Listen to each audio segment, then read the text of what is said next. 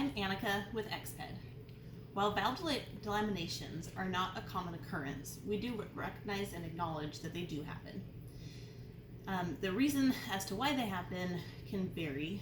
One example I'll give is if a mat is exposed to heat, especially with rooftop tents in a vehicle, RV, or just in the desert, it can expand the air that's inside the mat and put strain on the welds.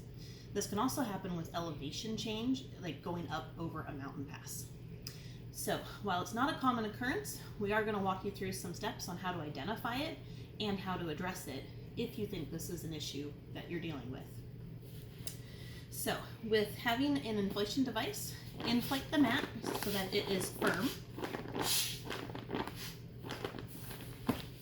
Close both valves. Having a glass of water on standby, go ahead and dip a couple of fingers in and just sprinkle some water above the valve. If there's no leak, there will be no bubbles and no noise.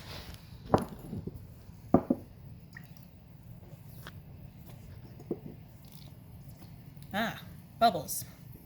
So here we have a slight leak on the inflate valve. Allowing the mat to dry completely is the best option. However, if you are in a time crunch, the mat can still be a little bit damp and wet before, when doing the glue. So,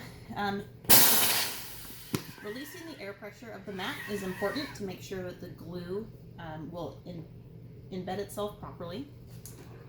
The only thing that we recommend using for this repair is Seam Grip+WP. Using a tool such as this or a metal tip is a great way to apply the glue and keep it controlled.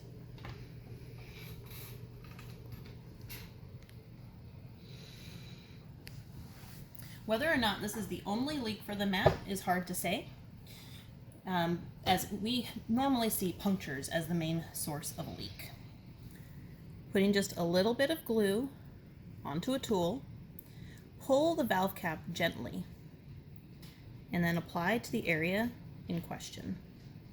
Minimize as much as you can applying the glue onto the plastic, as it's technically not compatible and is for the fabric.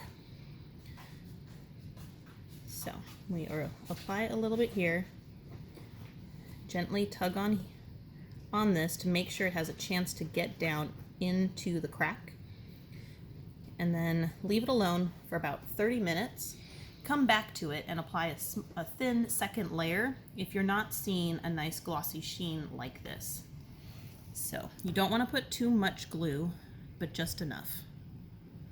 Then allow this to dry and cure for 6 to 8 hours, and then the mat should be ready to go again.